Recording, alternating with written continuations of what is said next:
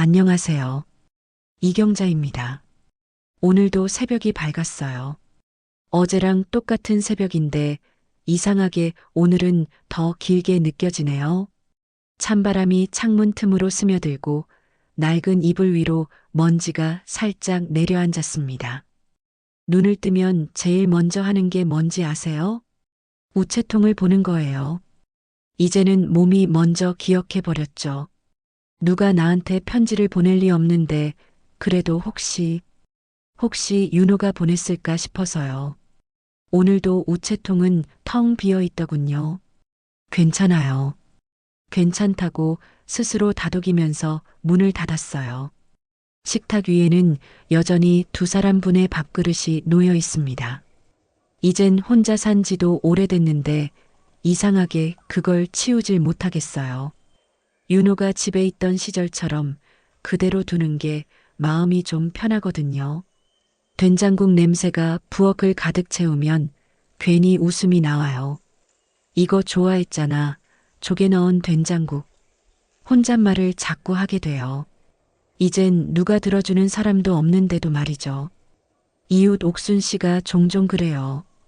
경자야, 또 혼자 밥상 차렸어? 나랑 같이 먹자니까. 그럴 때마다 난 늘 이렇게 대답하죠. 괜찮아요. 내 밥은 내가 해 먹어야 마음이 편해서요. 사람들이 그러더라고요. 혼자 살면 말수가 줄어든다고. 근데 저는 반대예요. 혼자 있을수록 말이 많아져요. 말을 하지 않으면 마음이 텅 비는 것 같거든요. TV를 켜도 뉴스 소리가 귀에 안 들어와요. 앵커가 무슨 말을 하는지보다 그 말투 속에 공허함이 들려요. 요즘 젊은 사람들은 부모님과의 시간보다 일을 택한다. 그 말이 꼭 저한테 하는 얘기 같았어요. 창밖을 보니 감나무 잎이 노랗게 물들었어요. 바람이 불면 낙엽이 한 장씩 떨어집니다. 그때마다 마음 한쪽이 허전해지네요. 윤호가 어릴 땐 이맘때쯤이면 마당에서 감 따던 기억이 나요. 맨손으로 나무에 매달려서 엄마, 이건 단감이에요. 하며 웃던 얼굴. 그때 그 웃음소리가 아직도 귓가에 선명해요. 그 아이가 자라서 서울로 떠날 땐 엄마 금방 돈 벌어서 모시러 올게요. 그 말을 믿었죠. 그게 벌써 몇 해 전이네요. 지금도 그 말을 믿고 살아요. 사람은 믿음으로 사는 걸까요? 아니면 미련으로 사는 걸까요? 요즘은 그 둘의 차이를 잘 모르겠어요. 오후쯤 돼서 옥순 씨가 또 들렀어요. 경자야, 읍내 나가는데 같이 장 좀 보러 가자. 아니요, 오늘은 그냥 집에 있을래요. 혹시라도 연락 올까 봐요. 에휴, 또 그놈의 혹시라도야. 그렇게 바쁘다며. 그래도 엄마 기다리는 마음은 알아야죠. 그녀는 잠시 말이 없더니 제 어깨를 토닥였어요. 그래, 그래도 내가 그렇게 기다리니까 언젠간 오겠지. 그 말이 참 따뜻하게 들렸어요. 다음 날 아침 햇살이 커튼 사이로 스며들었어요. 유리창에 맺힌 물방울이 느리게 흘러내리듯 제 하루도 그렇게 천천히 시작됐습니다. 부엌 식탁엔 어제 남은 반찬들이 가지런히 놓여 있고 식탁 끝에는 아들이 사준 머그컵이 조용히 제 자리를 지키고 있죠. 오늘은 연락이 오려나. 혼잣말이 습관처럼 새어나왔습니다. 이제는 제 목소리조차 낯설게 느껴질 만큼 말을 할 일이 줄었어요. 텔레비전 소리, 냉장고의 웅웅거림, 그리고 시계 초침 소리. 그게 제가 사는 집의 전부예요. 점심 무렵 초인종이 울렸습니다. 띵동. 순간 심장이 덜컥했어요. 이상하죠. 그냥 택배겠지 싶으면서도 가슴이 먼저 반응하는 거예요. 현관문을 열자 택배 기사님이 서 계셨습니다. 이경자님 맞으시죠? 아, 네, 맞아요. 아드님 성함으로 된 소포가 하나 왔습니다. 순간 제 손끝이 떨렸어요. 아들 이름이 적힌 송장을 보는 순간 눈이 아려왔습니다. 그 이름 두 글자 윤호. 몇 달 동안 휴대폰 화면에서도 우편함에서도 볼 수 없던 그 이름이 종이 위에 또렷하게 적혀 있었습니다. 감사합니다. 입술이 떨려서 겨우 그 말만 나왔어요. 문을 닫고 소포를 식탁 위에 올려두는데 손바닥에 땀이 맺혀 있더군요. 갈색 봉투 하나. 손바닥만 한 크기의 봉투가 상자 안에 들어 있었습니다. 뭐길래 이렇게 떨리죠? 저도 모르게 혼잣말을 했습니다. 조심스럽게 봉투를 꺼내는데 봉투 속에서 바스락거리는 종이 소리가 들렸어요. 그건 돈 봉투였습니다. 그리고 그 안엔 하얀 편지 한 장이 접혀 있었어요. 엄마께. 그 세 글자를 보는 순간 세상이 조용해졌습니다. 식탁 위의 반찬들도 시계 초침도 제 숨소리마저 멈춘 듯 했죠. 봉투를 열어볼까 말까 그 몇 초가 너무 길게 느껴졌어요. 기쁨인지 두려움인지 모를 감정이 뒤섞여서 마치 제 심장이 낯선 리듬으로 뛰는 것 같았습니다. 윤호야, 내가 왜 갑자기... 속으로 중얼거리며 저는 조심스럽게 편지를 꺼냈습니다. 종이를 펼치는 순간 아들의 글씨가 눈에 들어왔어요. 조금은 급하게 하지만 분명한 손글씨. 엄마, 요즘 잘 지내시죠? 저는 늘 엄마 생각을 합니다. 그 한 줄에서 눈물이 뚝 떨어졌어요. 눈물이 잉크를 번지게 했지만 그래도 글자는 또렷했죠. 아들의 글씨는 여전히 그랬어요. 꼼꼼하고 다정하고 왠지 미안한 마음이 스며 있는 듯한. 편지를 읽는 제 손이 떨려서 종이가 자꾸 흔들렸습니다. 그 순간 창밖에서 까치 한 마리가 지저귀었어요. 소식이 오면 까치가 운다더니 웃음인지 울음인지 모를 소리가 제 입에서 새어나왔죠. 그런데 편지 끝부분에 적힌 한 문장이 제 눈을 붙잡았습니다. 엄마, 이번 달엔 직접 찾아뵙고 싶어요. 그때 말씀드릴 게 있어요. 말씀드릴 게 있다니. 그 말이 머릿속에서 맴돌았습니다. 기쁜데 한편으로는 묘한 불안감이 스쳤어요. 왜일까요? 그냥 반가움으로 끝내면 될 텐데 어쩐지 아들의 글씨 사이사이에 무거운 기운이 느껴졌습니다. 그날 밤 저는 편지를 다시 꺼내 수십 번을 읽었습니다. 그리고 봉투 속에 있던 돈을 조심스레 접어 서랍 안에 넣었죠. 그 돈은 손에 닿는 순간에도 따뜻했어요. 마치 아들의 체온이 그대로 남은 것처럼요. 하지만 이상하게도 마음 한구석이 허전했습니다. 왜 이렇게까지 보내줬을까? 뭔가 사정이 있는 걸까? 그렇게 생각하며 불을 끄려던 순간 휴대폰 화면이 깜빡였어요. 미확인 메시지 한 건. 가슴이 철렁 내려앉았습니다. 혹시 윤호일까 싶어 서둘러 확인했지만 그건 보험 광고 메시지였죠. 허무한 웃음이 새어나왔습니다. 이게 뭐라고 이렇게 흔들리죠? 스스로에게 말하며 편지를 다시 베개 옆에 올려두었습니다. 그날 밤은 쉽게 잠들 수 없었습니다. 눈을 감으면 아들의 손글씨가 떠오르고 그 안에 담긴 말씀드릴 게 있어요 라는 문장이 계속 맴돌았죠. 어쩌면 그 말이 제게 남긴 것은 기대보다 두려움이었는지도 모릅니다. 하지만 저는 믿고 싶었어요. 그저 반가운 소식일 거라고. 아들이 정말로 돌아올 거라고요. 그렇게 마음을 다잡으며 저는 다시 속삭였습니다. 그래, 윤호야. 엄마는 기다릴게. 이번엔 꼭꼭 오렴. 창문 너머 새벽빛이 희미하게 번져오고 있었어요. 그건 마치 오랜 시간 닫혀있던 제 마음에 작은 불빛 하나가 들어오는 순간 같았습니다. 다음 날이면 그 불빛이 어떤 진실을 비추게 될까요? 아침 공기가 어제보다 차가웠어요. 밤새 뒤척이다 잠이 든 탓인지 눈을 떴는데도 몸이 무거웠죠. 탁상 위에는 여전히 어제의 편지가 놓여 있었습니다. 하얀 종이 위에 번진 제 눈물 자국이 밤새 마르지 않고 그대로 남아 있었어요. 윤호야, 내가 무슨 말을 하려고 했을까? 그렇게 중얼거리며 저는 다시 봉투를 꺼냈습니다. 이상하게도 손끝이 차가워졌어요. 마치 그 봉투가 단순한 종이가 아니라 무언가의 비밀을 감싸고 있는 것처럼 느껴졌거든요. 식탁에 앉아 봉투를 손으로 매만지다가 문득 안쪽이 두꺼운 듯한 느낌이 들었어요.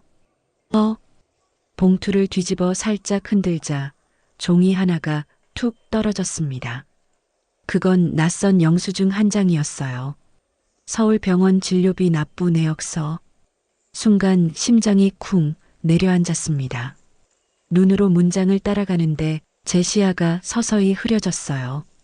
진료일은 한 달 전. 환자명은 윤호. 손끝이 떨려서 영수증이 구겨질 만큼 쥐어졌습니다. 병원? 무슨 병원이야, 왜? 제 입에서 말이 새어나왔어요. 그제서야 아들이 보낸 돈봉투의 의미가 조금씩 달라지기 시작했어요. 그냥 용돈이 아니었을지도 모른다는 생각이 들었죠. 그 돈은 어쩌면 무언가를 부탁하기 위한 마지막 신호였을지도요. 가슴이 미어지는 기분이었어요. 숨을 들이쉴 때마다 그 이름 윤호가 가슴 안쪽을 핥히는 것 같았습니다. 그날 하루는 아무것도 손에 잡히지 않았습니다. TV를 켜도 소리가 귀에 들어오지 않았고 밥솥에 밥을 안 치려다 물을 쏟기도 했어요. 그냥 모든 게 흐릿했습니다. 그런데 저녁 무렵 다시 초인종이 울렸습니다. 띵동. 어제와 똑같은 소리였지만 이번엔 이상하게 더 무겁게 들렸어요. 문을 열자 우체국 직원이 서 있었습니다. 이경자님 맞으시죠? 등기 우편 하나 왔습니다. 그 말에 손이 굳었습니다. 보낸 사람 서울병원 행정팀 보호자 확인 요청서 이경자 귀하. 또 병원이었어요. 봉투를 열자 내부에는 보호자 확인서라는 제목의 문서가 들어 있었습니다. 환자 윤호 관계 모 내용 의료비 미납 관련 안내. 순간 바닥이 꺼지는 듯 했습니다. 세상이 조용해지고 제 호흡 소리만 들렸어요. 의료비 미납? 그럼 윤호가 병원에 입원했었단 말이야? 손으로 입을 막았지만 울음이 새어나왔습니다. 왜 말을 안 했을까? 엄마한테 한마디만 했어도. 눈물이 쏟아졌습니다. 편지를 쓸 때 그 아이의 마음이 어땠을까? 말씀드릴 게 있어요 라는 문장이 얼마나 무거웠을까? 이제서야 그 의미를 알게 된 거예요. 나는 주저앉아 편지와 영수증을 품에 안았습니다. 윤호야, 엄마가 몰라서 미안하다. 그때 내 전화를 그냥 넘기지 말았어야 했는데. 그제서야 떠올랐습니다. 한 달 전 낯선 번호로 걸려온 전화 한 통. 그때 저는 피곤하다는 이유로 받지 않았어요. 보험사겠지 하고 무심히 넘겼던 그 전화가 어쩌면 윤호였을지도 몰랐어요.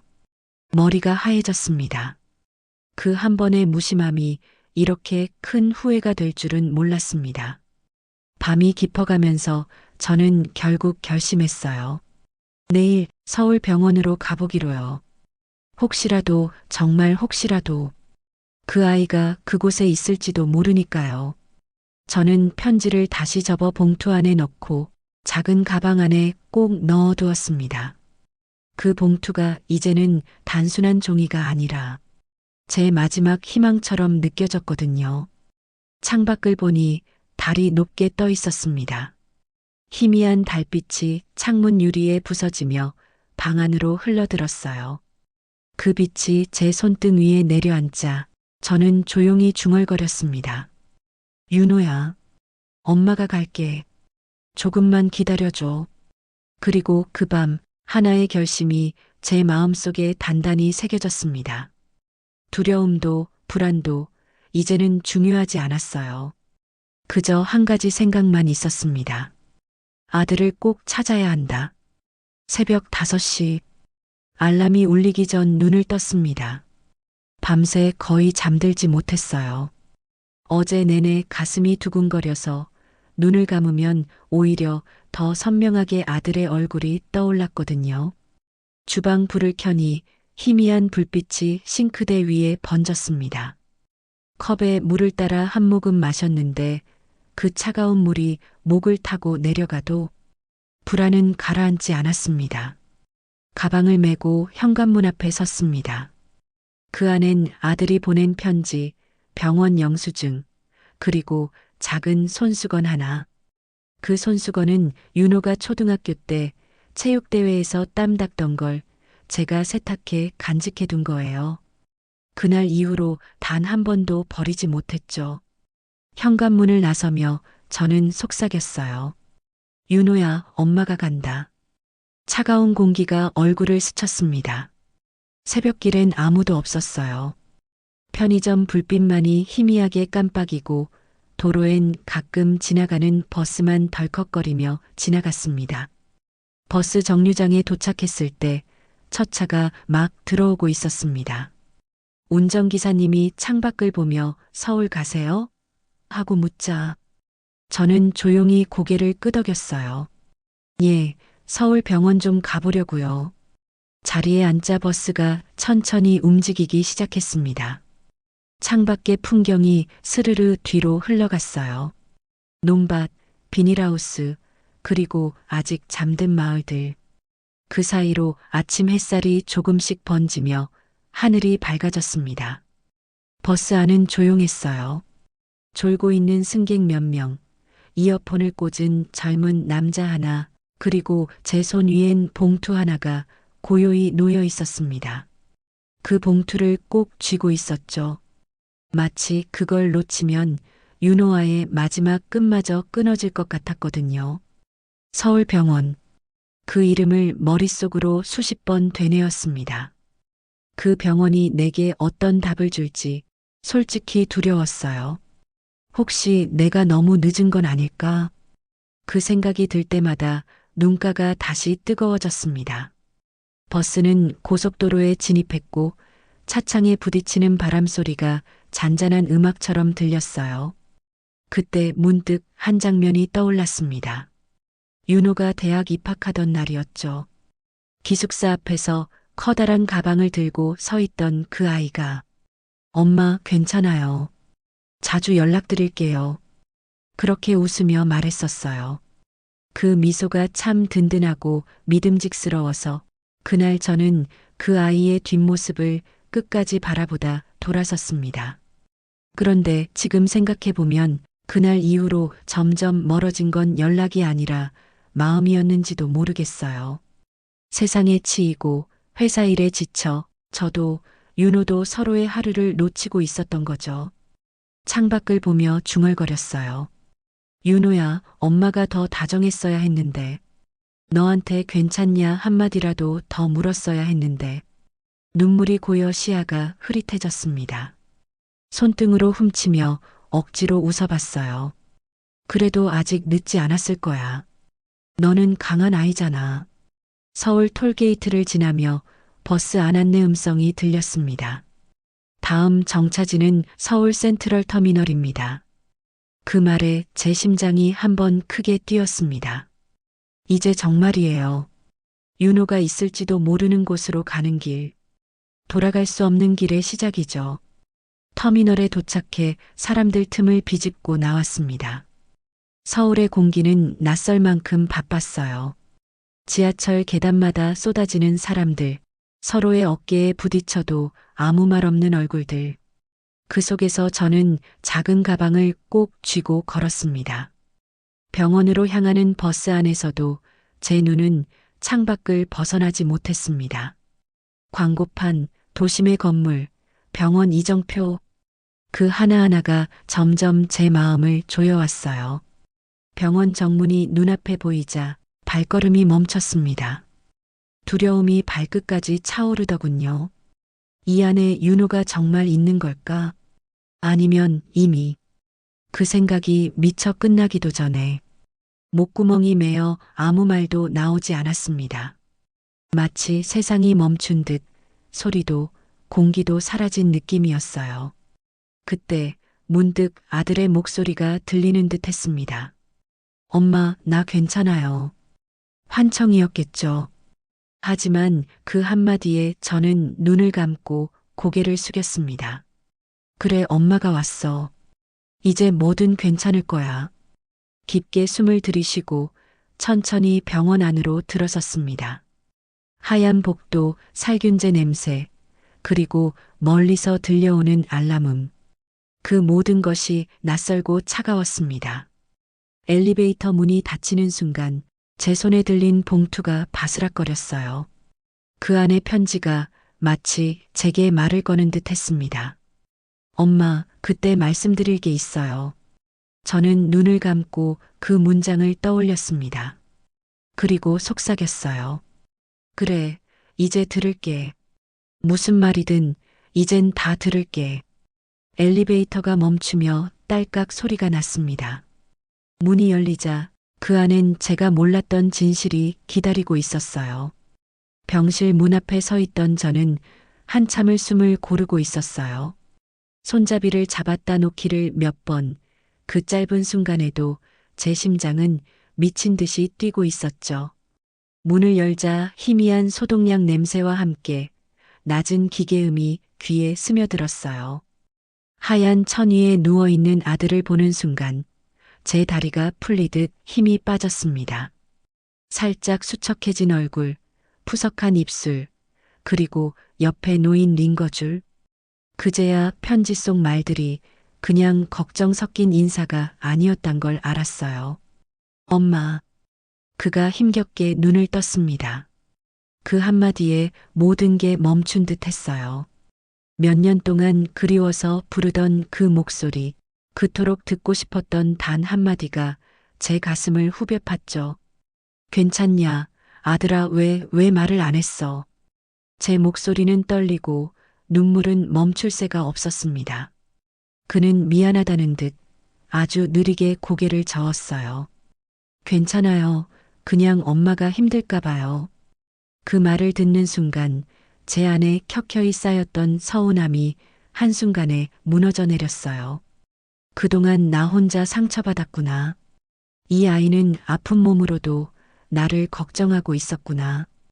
왜 이런 걸 혼자 감당했어? 엄마는 너한테 아무것도 아닌 사람인가? 제 말이 끝나기도 전에 아들은 제 손을 꼭 잡았어요. 아니에요. 엄마는 나한테 전부예요. 그 손끝이 너무 따뜻해서 오히려 더 가슴이 아팠어요. 잠시 병실 안은 정적에 잠겼습니다.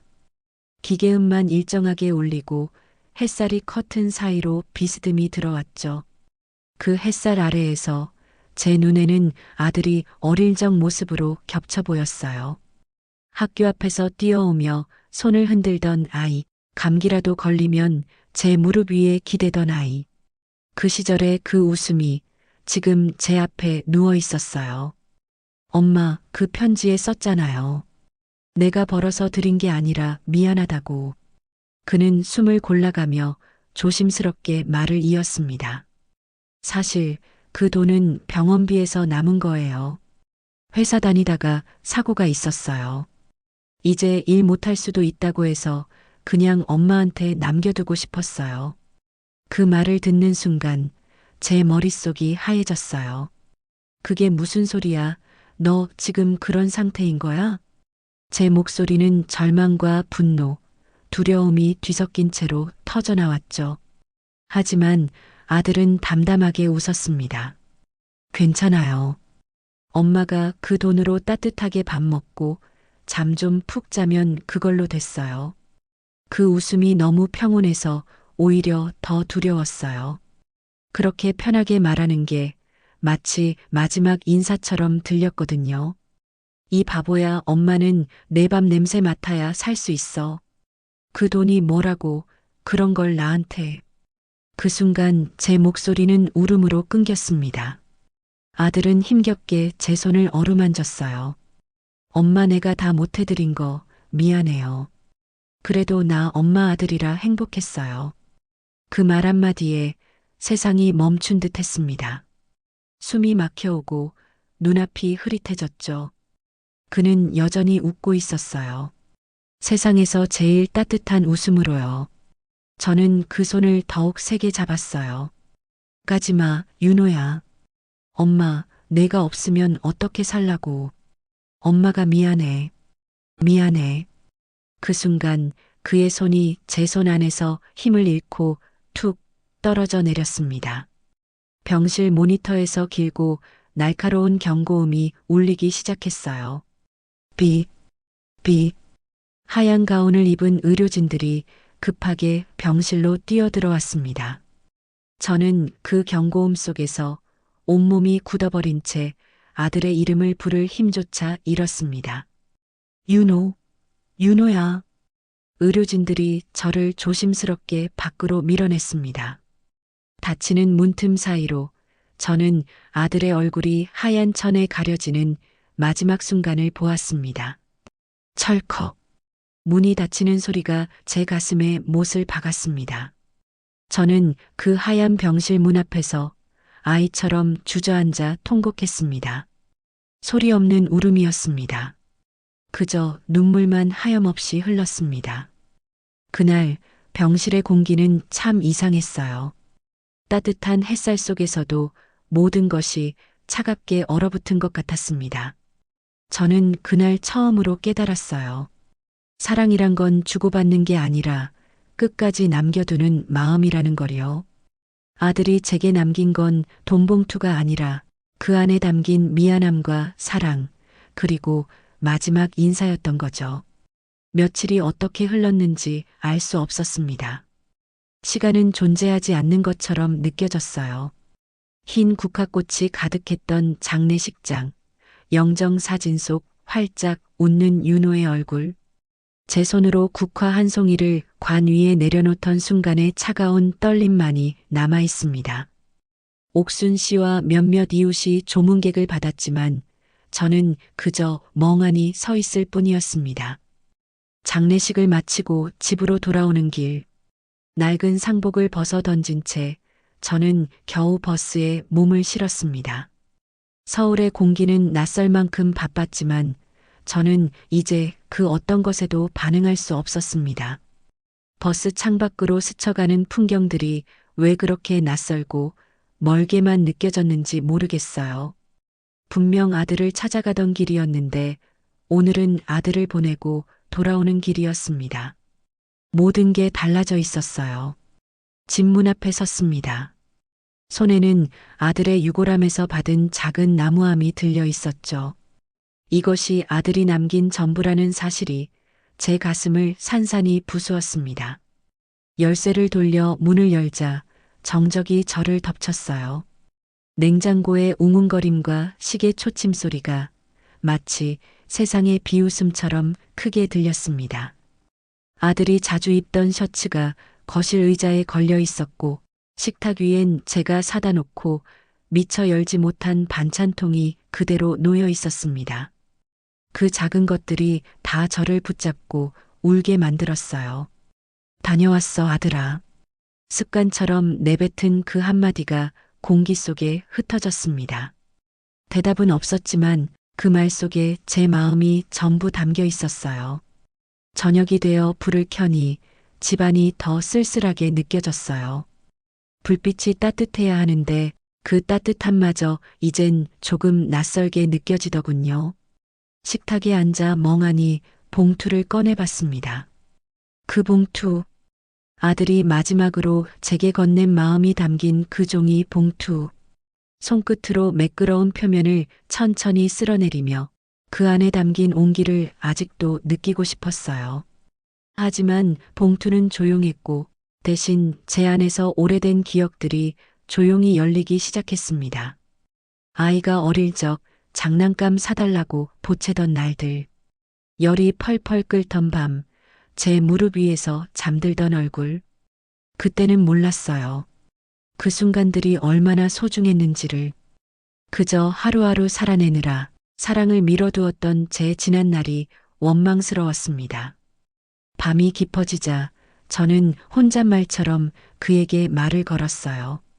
너 엄마 걱정하지 말라 했지? 근데 미안하다. 엄마는 오늘도 내 생각밖에 안 난다. 그 순간 창밖에서 바람이 불어 커튼이 살짝 흔들렸어요. 이상하게도 그 부드러운 움직임이 아들이 제 어깨를 토닥이는 것처럼 느껴졌습니다. 그래서 저는 그날 처음으로 웃었어요. 울면서 웃는 이상한 표정이었죠. 하지만 그 웃음 속엔 분명 따뜻함이 있었어요. 그래, 이 아이는 떠났지만 사라진 건 아니야. 그가 남긴 마음이 제 안에 여전히 살아 있었으니까요. 며칠 뒤 저는 결심했어요. 이제는 그 아이의 자리를 눈물이 아니라 이야기로 채워야겠다고요. 아들이 사랑했던 그 따뜻한 세상을 제가 대신 조금이라도 더 바라봐야겠다고요. 아침 햇살이 창문으로 들어오던 날, 저는 작은 테이블에 커피를 올려놓고 창밖을 봤어요. 나무잎이 바람에 흔들리고 골목길에 아이들 웃음소리가 들렸습니다. 그 소리를 들으며 속으로 이렇게 중얼거렸죠. 그래, 잘 가라. 엄마는 오늘도 너랑 같이 산다. 그날부터 매일 아침 저는 봉투를 식탁 위에 올려두고 하루를 시작합니다. 그건 이제 돈 봉투가 아니라 저와 아들을 이어주는 시간의 다리가 되었어요. 가끔은 그 위에 편지 한 장을 써서 올려둡니다. 오늘은 조금 웃었어. 오늘은 내가 좋아하던 노래가 들렸어.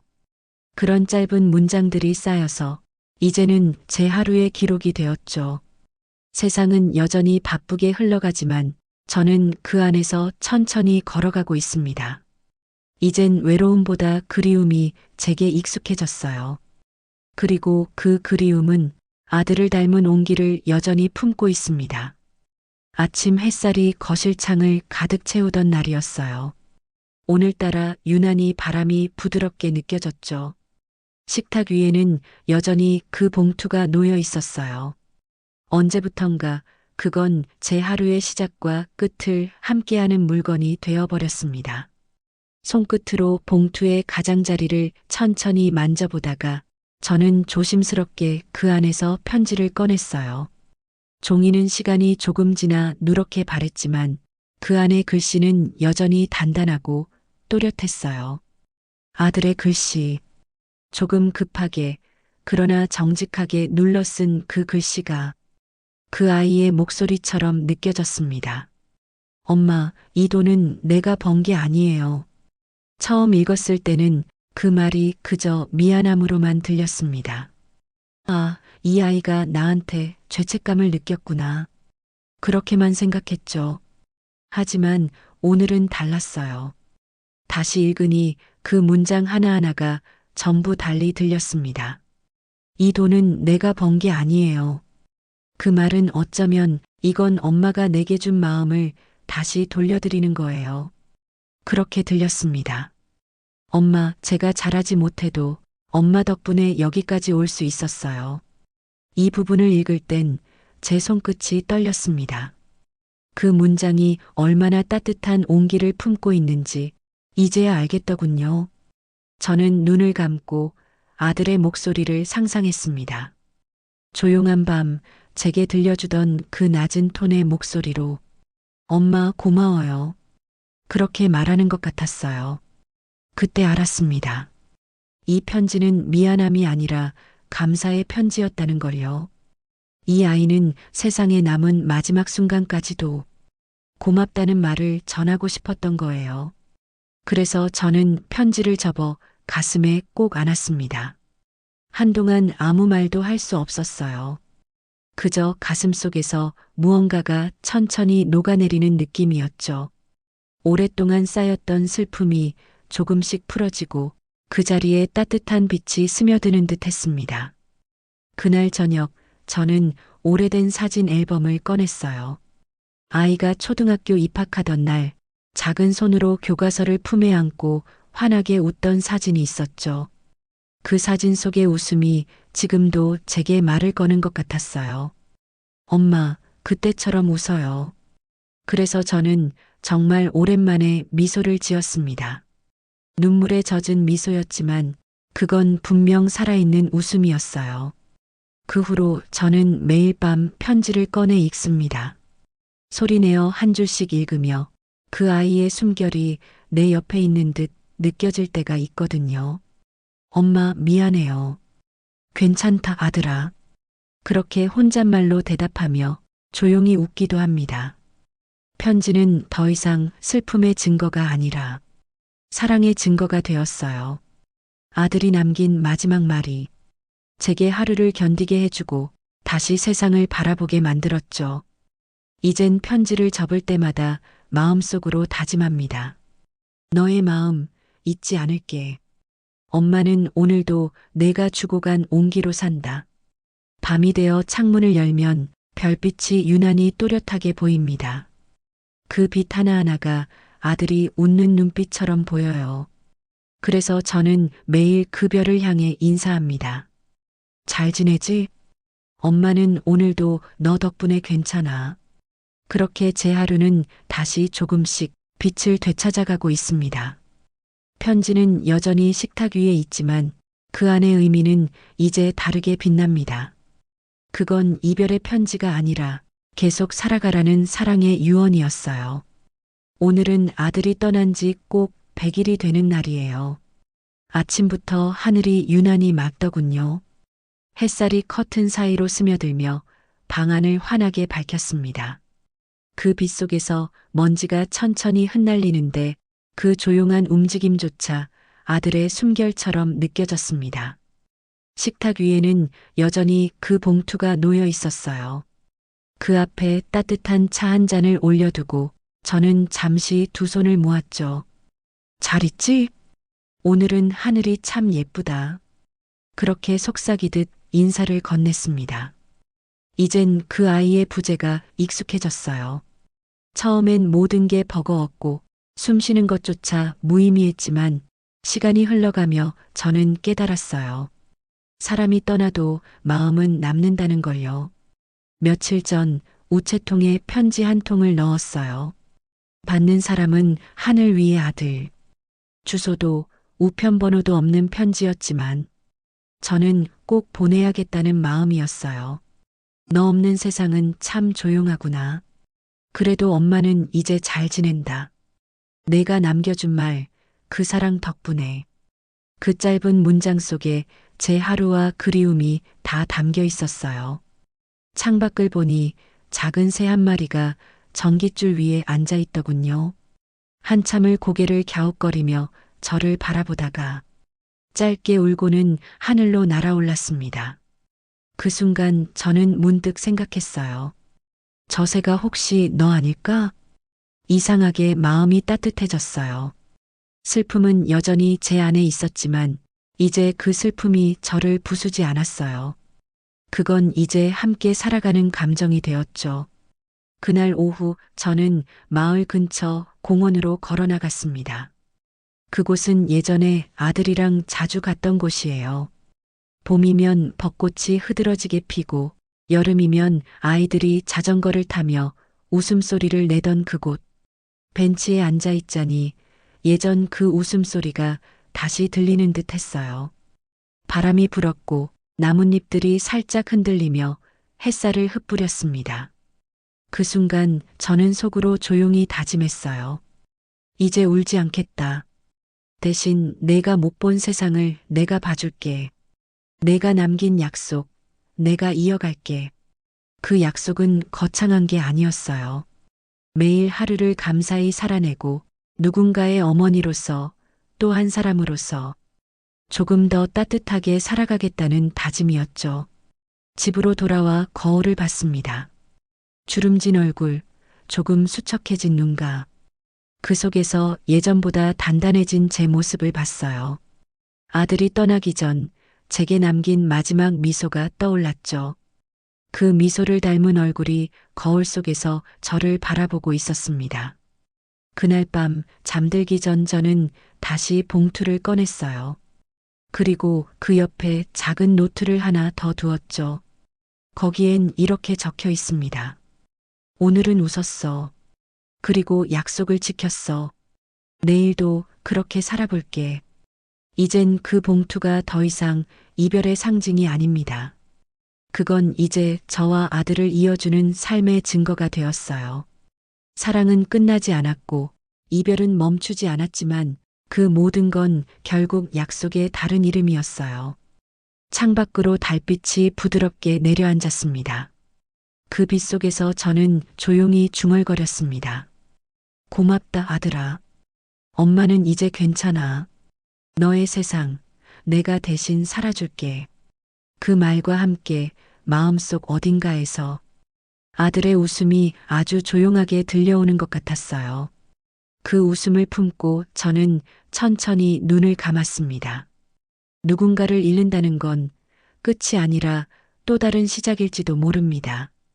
그리움 속에서도 우리는 여전히 사랑하며 살아가니까요. 당신의 마음 속에도 누군가의 약속이 따뜻하게 피어나길 바랍니다. 이 영상이 마음에 닿았다면 구독과 좋아요를 눌러주세요. 지금까지 이야기를 함께 들어주셔서 감사합니다.